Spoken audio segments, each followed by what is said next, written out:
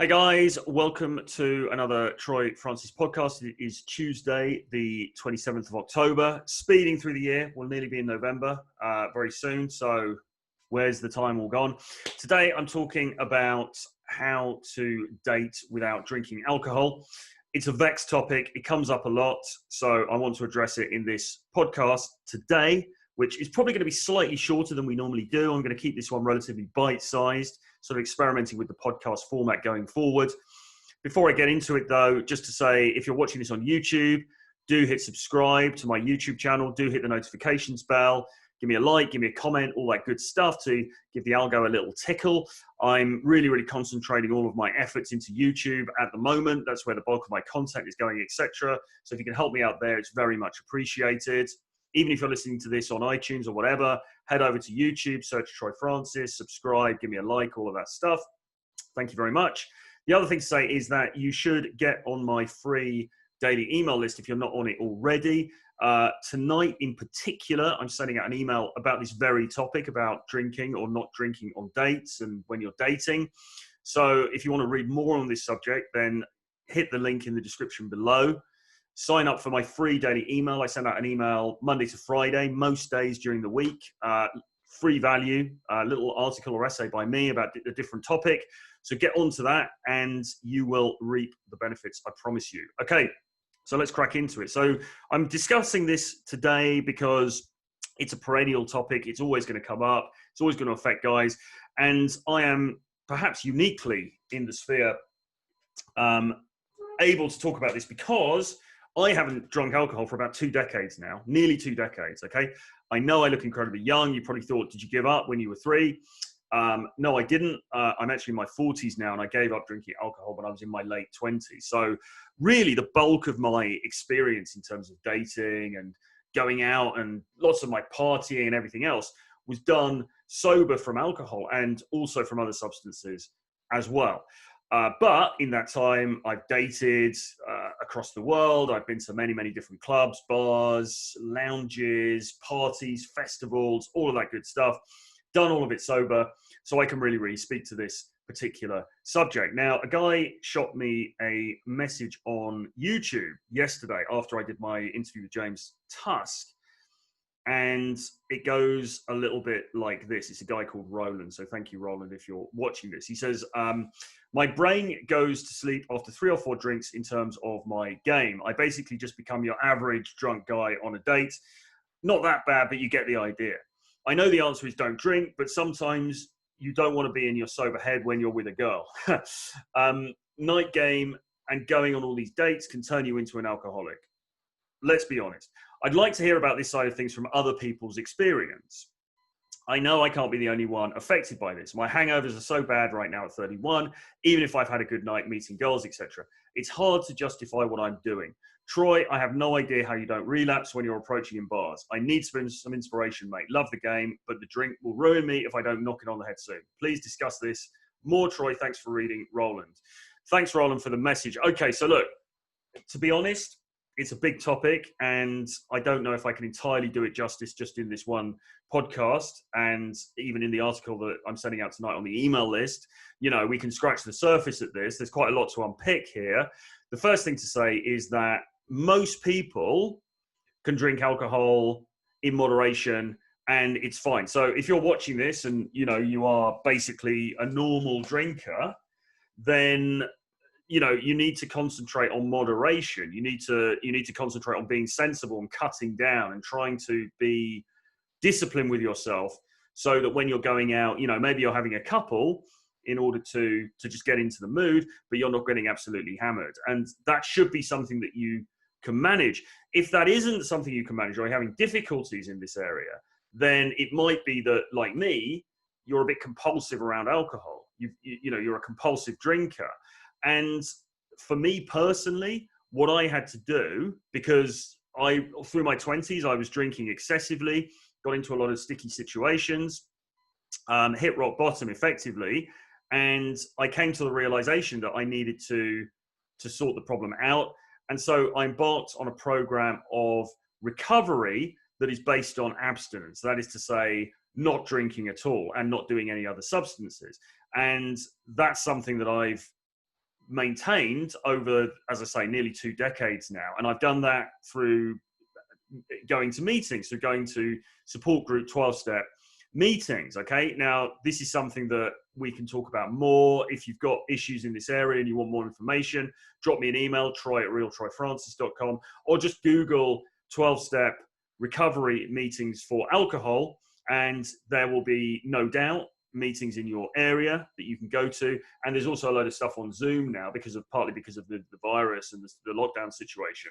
So there is help out there that you can get if you're in a situation where alcohol's a real issue for you, but only you can really diagnose yourself for that, unless of course you're landing up in detox centers or hospitals and doctors are telling you you're an alcoholic and that kind of thing. In the main, for a lot of people who are in that sort of gray area where are you a heavy drinker or have you tipped over the edge into something more, ultimately it has to be you that diagnoses yourself. You have to look at your life honestly and say, listen, alcohol is costing me more than just money. Okay, it's costing me friends, it's costing me career opportunities, it's costing me relationships, it's lost you your job, like all of these different things. And if the collateral damage of the alcohol is mounting up, then perhaps it is something that you need to have a look at. And as I say, for me, the solution, if you like, has been abstinence-based recovery. That is to say, not drinking at all and going to meetings in order to assist with that process. Now, there are other ways of addressing this problem. 12-step recovery is not for everybody. It really depends on you. I would recommend it myself, but other people will have different ideas. So you need to, have a look into it and decide for yourself what is the model that's most comfortable and sits best with you, if you like. But nevertheless, like when you get to that point where drink is costing you more than money, then you probably do need to, you do need to look at it. Now, all of that being said, when you come out the other side, what do you do about dating? What do you do about dating if you've decided that you're not drinking or you want to drink moderately, or even if you're not giving up drinking forever, you want to stop drinking for this moment in time, and you're going out and dating and all the rest of it? Well, my experience, to be honest with this, was very harmonious, really. I mean, because I basically replaced one addiction with another in a sense. I mean, I was going out a lot and partying when I was drinking, and then I stopped drinking, and overnight I just carried on going out, but I was actually going out even more than before. I was going out suddenly like 7 nights a week in Manchester, going to all these different bars and parties and pubs and whatever, sober. Now that may sound insane, and it kind of probably was, but the reason for that was because I'd suppressed my craving for alcohol, my craving for other things like excitement and variety and sex and dating and all that kind of stuff had gone up on the other side. And so I was just going out more and kind of really enjoying it. And I think the main thing about nightlife, I suppose, that I can say as a piece of advice is to really lean into the absurdity of nightlife and really just get into what RSD used to call self-amusement. That is to say, go out, mess around, have a laugh, make it fun for yourself. Realize that you're going into this kind of crazy world where everybody is off their head in some way or another. And that's kind of funny, right? You can kind of let loose a little bit. You can be somebody else from what you are during the daytime, okay? And you can play a different character, and that's kind of fun. I really enjoyed it. The thing that I've always enjoyed about going to environments where people are drinking when I'm not is that as they start to get progressively more intoxicated, I'm able to get away with more in terms of my character. I'm able to show off a bit. I'm able to be a bit more loud and outrageous, and I can get away with it because they're drunk and they, so their perception is different. And yeah, I can let loose a bit, which I personally find quite fun. I'm essentially an introvert, but there is kind of this extrovert side to me as well, as you can probably guess from doing these videos and stuff. And personally, and maybe this is just for me, I found that the night scene, that is to say bars, nightclubs, lounges and things like that, have become a perfect theatre for me to express that. I can go out and be a bit larger than life, have a bit of a laugh, and sort of push the envelope and see what I can get away with in terms of the boldness of my approaches, the boldness of my social interactions, the audacity with which I present myself, etc., etc., etc. But I appreciate that for other people, maybe that's going to be more difficult. Certainly what I would say is that you really have to practice. You can't be somebody who's drinking the whole time one night and then the next night go out sober and expect to be just suddenly you're massively on form. It's going to take you some time. You're going to have to get used to it. The key, as always, is repetition. It's going out there, it's doing the approaches, it's having conversations with people sober. Maybe it's going to be a bit embarrassing at first, a little bit awkward, some of the interactions. It doesn't really matter that much. You've just got to suck it up and do it, okay? And you will start to get over that hump. You will get to a point where, and I can tell you this for nothing as well, the knock-on effects on your confidence of being able to go out and socialize completely sober is massive, and it will pay you enormous dividends in other areas of your life. Because remember, most people in those bars and most people in those clubs are relying on alcohol and other substances as a crutch. And if you can do it without that crutch, then that's just incredible training for other things. So it's really, really worth doing and worth getting used to. Roland seems to be suggesting in his email, or rather his message, that he kind of almost needs alcohol in order to put up with girls, which is quite funny. I mean, personally, I think you need to be really interested in the other person. You need to really focus on the other person. And I mean, some people find dates boring. They're like, oh, these, going out with these girls, we're just talking about the same stuff all the time. It's really boring. For me, personally, I'm really fascinated with people. Generally, I like to get to know people. I find their quirks and their individuality really fascinating. So I think you really need to key into those things just for those few hours or hour or whatever it is when you're on the date with the girl. Just really, I'm not saying pedestalize her or anything like that, but you need to just be like really focused on her and trying to work out what makes her tick, what makes her interesting. And I find with most people, you can bring out a little bit of pizzazz. You can find something interesting with most people that you interact with, and that makes you seem more charismatic as well. So I think that you need to, I'm not saying Roland does have this, but if you do have any negativity around girls and, oh God, they just talk about the same things the whole time and blah, blah, blah. You need to nix that, and you need to recognize that everyone's an individual. Everyone's got something interesting and fascinating about them, and to lean into that and find out what it is about her. I always think that guys who essentially don't particularly like spending time with women, well, how can you hope to get good at dating if you don't even like to spend time with women, right? I mean, you've got to sort of try to nix that, as I say, and find something that's interesting about each of them individually, right? What else would I say? In terms of what do you actually drink on dates, I like a number of soft drinks. I mean, I like Mr. Trump. I enjoy a Diet Coke. You can also drink Red Bull, of course, energy drinks of that kind. My go-to is probably sparkling water or soda water with ice and a bit of lime. And the great thing about drinks like that is that from a distance, you can't really tell whether they're alcohol or not. So, if you're in the bar and you're chatting to some different people, holding the drink, most people aren't going to ask. They're not going to know what's in the drink. It could be alcohol. They're just going to probably make that assumption. They're not even going to be that bothered about it. If you're on the date, what I would do is buy the drink first, maybe before she arrives, so that you're drinking the soda and lime when she arrives. Hopefully, she's not going to ask what you're drinking. If she does, then you then have to decide what you're going to say. You can either just be upfront and tell her. That may lead to a longer conversation about why you're not drinking. You might make a decision in the moment to say, well, I'm not drinking tonight because I'm training for something or blah, blah, blah. But my preference, as far as you can, is just not to get onto the subject, is just to sort of leave out what you are drinking. Now, this isn't obviously because you don't want her to be getting uproariously drunk or anything like that. Ideally, the date should only be a drink or a couple of drinks anyway, before you move on somewhere else or move on to your place or whatever you're going to do.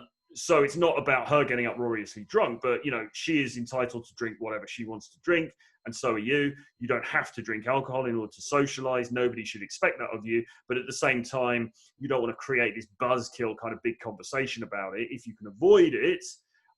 Because really you should be focusing on more fun things, like, learning more about her, finding out what she's about, finding that spark between the two of you that will inevitably or can hopefully be ignited. So those are some overall thoughts on it. I think that you also need to keep the end game in mind here, right? So what is it that you really want out of this? You want to have these exciting, crazy, fun-filled adventures with these different girls, or you want to meet that one girl that really ticks all of your boxes and you have an amazing time with, that should be the thing that you concentrate on. And that should, and just keeping that end game firmly in mind should see you through any of the awkwardness you feel because you're not drinking alcohol, or any of the sort of like, if you're feeling some boredom or something like that, then the end game should be the thing that keeps you going, keeps you sustained throughout the process. Okay. Those are my thoughts on it anyway. I could talk a lot more about this, but I'm not going to at this juncture. If you want more information, particularly about the recovery stuff, then, as I say, drop me an email, troy@realtroyfrancis.com, and I can, give you any help that I possibly can. But ultimately, I think with alcohol in particular, you need to make an honest assessment of yourself and think, okay, so am I just drinking a bit too much, but this is something I can rein in? If it is, rein it in. Just try and be a bit more sensible, just try and be a bit more disciplined. If you think it's something that's slightly slipped out of your control, then perhaps you're one of those drinkers where you're going to have to take some other means, some other measures. As I say, for me, abstinence-based recovery, supported by a 12-step program, has been the solution. If look into that, as I say, reach out to me or Google and find out local meetings in your area. If that's something that's not floating your boat, there are other approaches available, I believe, so explore those. But if you are one of those drinkers where it's getting a bit out of your control, then you probably do need to address it with something a bit more rigorous, okay? But ultimately, and I can say this with 100% assuredness, none of this stuff should affect your dating life, unless you're somebody who's drinking excessively and it's causing you big problems, right? If not drinking should not affect your dating life one iota, okay? Like all of the girls that I've dated and my girlfriend and girlfriends I've had in the past, all of them have drunk to some level or another. I haven't. That hasn't affected our relationship or their attraction to me or anything at all. I've never lost girls as a result of the fact that I'm not drinking, okay? The occasional girl who's like, oh my God, let's all do shots. And you're like, no. And then she's got a problem with it. You're just going to have to let her go. So what? It doesn't really matter, right? There's plenty more fish in the sea. So don't make it more of an issue than it has to be. But at the same time, you do need to look out for your health. You need to look out for your well-being. And so if drink is becoming an issue for you, you need to address that. But once you've addressed it, then you've got it inside of you to make good with the dating stuff. Because think about it like this as well. And I'll leave you with this final thought. It occurred to me when I stopped drinking and I started going to the clubs again, and I was thinking, God, this is good. How am I going to handle this? How am I going to handle socializing? It occurred to me that whatever flamboyance I had as a drinker, that came from me anyway. It wasn't created by the alcohol. It was inherent in me anyway. It's already there. All the drink does is lowers your inhibitions. It doesn't create anything. It's already in you. Okay. So knowing that, there must be some way in which you can tap into that and let it loose without the need for drink. And ultimately, the only way to do that is just to start, just to start taking the action, start being that flamboyant, kind of character, that extrovert character who does well in those social situations. But you can 100% do it. It's inside of you. It's not going to make a damn bit of difference in terms of your dating success longer term. But if you've got a problem with drink, you do need to get it handled. Anyway, guys, listen, I'm going to leave it for there. For now, I hope you enjoyed this. I hope it was useful to you. You got some information from it. Please do subscribe to my YouTube channel and get on my free email list as well, because this is the kind of stuff that we cover in articles on a daily basis. I'll see you again very soon. Bye-bye.